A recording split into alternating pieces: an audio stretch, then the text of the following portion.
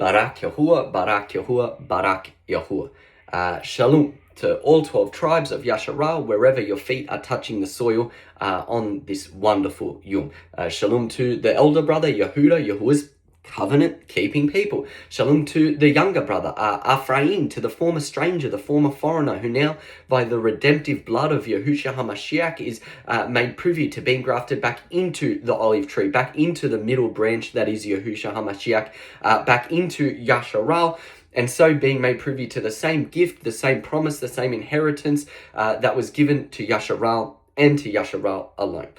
Shalom. The Barak Yahuah, the Master has sent this bud by today to be simply used as an earthen vessel to speak his will on a topic which is has been seen as of lately amongst the Yashralim congregation, amongst Yahuwah's very own people.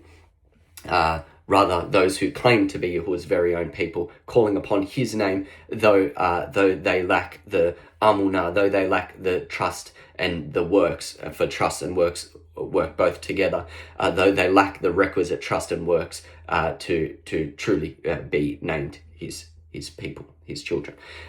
So this is in regards to a man-made extraction, that is being taken from a verse in the Besorah, in the Good News, in which Yahushua HaMashiach himself spoke.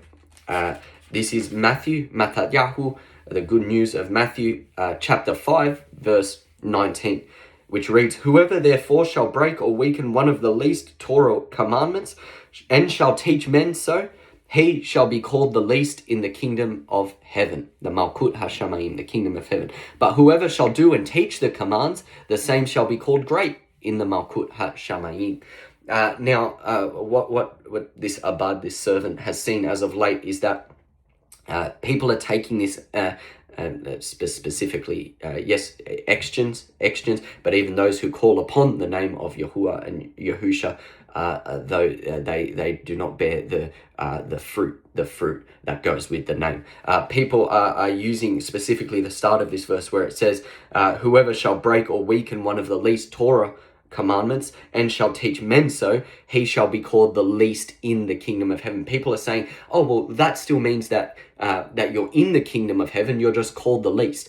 But you can get into heaven if, heaven, so you speak the new eternal earth in truth, Mount Zion, if you're counted worthy and in covenant, or then the new eternal earth. But regardless, you can get into the new eternal earth, indeed, even if you don't follow Torah. Yes, you'll be called the least, but you get in.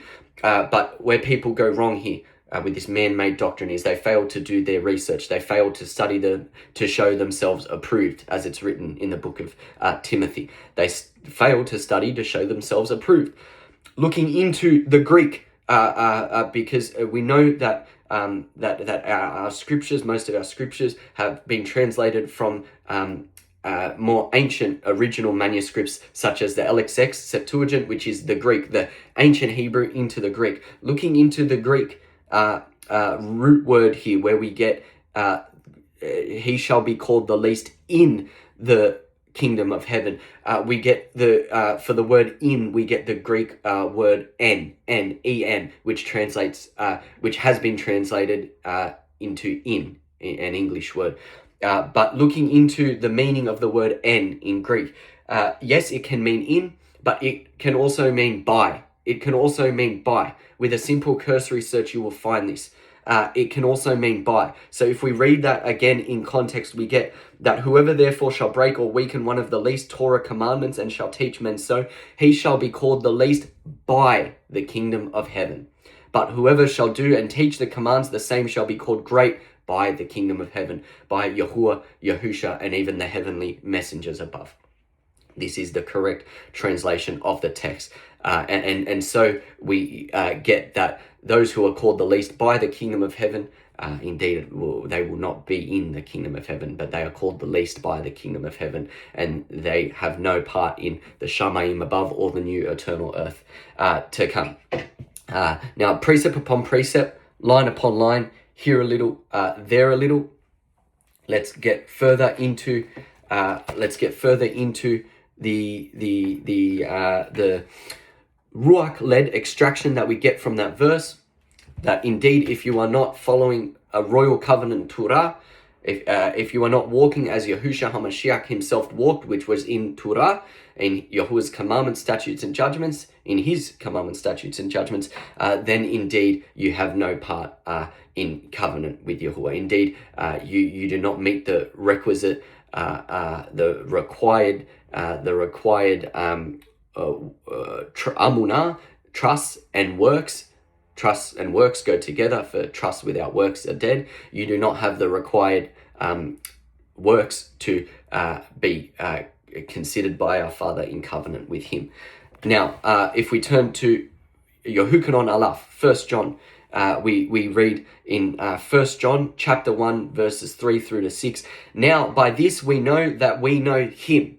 By this we know that we know Yahuwah, that we know Yahusha. If we guard his commandments.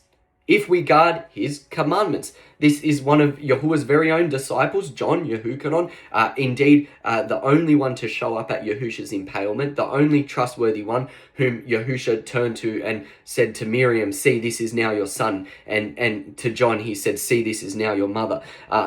John, now, after Yahusha's impalement, says, he who says, now by this we know that we know him, if we guard his commandments. It further reads, he who says, I know him, he who says, I know Yahuwah, I'm in covenant, I'm going to be given the gift of everlasting life. He who says, I know him, and does not guard his works is a liar, and the truth is not in him.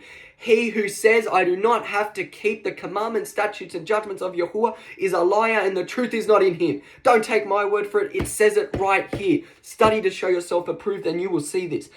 But listen, whoever keeps his word, truly the love of Yahuwah is perfected in him. By this we know that we are in him, meaning in covenant with him, meaning we will be given the promised inheritance of everlasting life. He who says he stays in him should himself if also have his way, just as he had his way. He who says he stays in him should himself also have his way, just as he, Yahuwah, Yahushua Mashiach, had his way. Now we turn to 1 Clement, the love of Yahuwah, the love of Yahuwah. 1 Clement chapter 49 verse 1 says, let him that has love in Mashiach fulfill the works of Mashiach. The works of Mashiach, which we just read in 1 John, are his commandments, Furthermore, the following chapter 50 verse 4 in Clement says, Baruch, favored were we, dearly beloved, if we should be doing the works of Yahuwah, the commandments of Yahuwah. Barak Yahuwah. Barak Yahuwah. Line upon line, precept upon precept, here a little, there a little. You cannot justify your own evil, iniquity, wrongdoing. You cannot justify your own wrongdoing by changing the word of Yahuwah. He who changes the word of Yahuwah is destined for the pit. He's destined for the pit. The word of Yahuwah says, if you love him, keep his commandments. Now we turn to Rumaim. Rumaim, what you might know as Romans chapter 3, verses 30 and 31 says, since it is Aluah Achad, meaning it is one Yahuwah, who shall justify the circumcised by amunah, by trust, and the uncircumcised through trust, do we then make void the Torah through personal trust? By no means. Actually, we establish the full Torah. We establish the full Torah because it is those who are in covenant who have trust, and those out of covenant who even have trust in their false mighty ones. Do we then, says Apostle Paul, make void the Torah commandments through everyone's personal trust? By no means. Actually, to see who is of Yahuwah and who is not, we establish the full Torah, the commandments, statutes, and judgments. Barak Yahuwah, Barak Yahuwah, Barak Yahuwah. Until the next one, Shalom.